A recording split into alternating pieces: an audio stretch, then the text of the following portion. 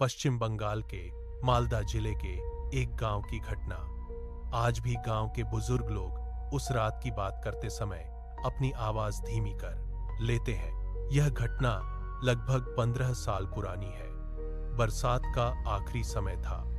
गांव के पास से एक कच्ची सड़क जाती थी और उसके ठीक किनारे एक बहुत बड़ा बांस का झुरमुट था। शाम के बाद कोई उस तरफ नहीं जाता था, क्योंकि कई साल पहले वहां कथित तौर पर एक अजीब मौत हुई थी। एक रात दो दोस्त अरूप और सुमन पास के गांव से पूजा का कार्यक्रम देखकर लौट रहे थे। तब रात लगभग 11:30 बजे की थी। आसमान में चांद था, लेकिन बादलों के पीछे छिपता उभरता खेल रहा था। सुमन ने कहा, इस रास्ते से चलें, थोड़ा जल्दी पहुंच जाएंगे। अरूप झिझक रहा था, लेकिन आखिरकार मान गया। जैसे ही वे बांस के झुरमुट के पास पहुंचे, चारों तरफ एक अजीब सन्नाटा छा गया। झिंगुरों की आवाज भी नहीं थी, सिर्फ हवा में बांसों के रगड़ने की कर्कश आवाज आ रही थी। अचानक सुमन रुक गया। वो देख रहा है? अरूप ने देखा।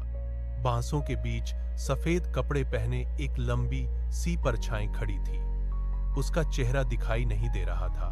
अरूप बोला, चल, जल्दी चलते हैं। वे चलने लगे, लेकिन कुछ कदम आगे बढ़ते ही उन्होंने फिर देखा। वही सफेद परछाई उनके सामने खड़ी थी। इस बार दोनों दौड़ने लगे। दौड़ते दौड़ते अरूप को अचानक एहसास हुआ कि सुमन के पैरों की आवाज सुनाई नहीं दे रही थी। उसने पीछे मुड़कर देखा और उसके शरीर का खून मानो जम गया। सुमन वहां नहीं था, लेकिन उसके ठीक पीछे वह सफेद आकृति खड़ी थी। तभी चांद की रोशनी थोड़ी निकली। अरूप ने देखा, उसके पैर ही नहीं थे। वह जमीन से ऊपर हवा में तैर रही थी और चेहरा इंसान का नहीं था। उसकी आंखें असामान्य रूप से बड़ी थीं और होठों की जगह एक काले गड्ढे जैसा मुंह था।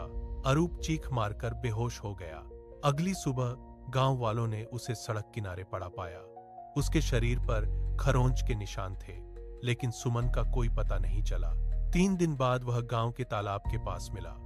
वह जिंदा था, लेकिन अजीब तरह से पूरी तरह चुप हो गया था।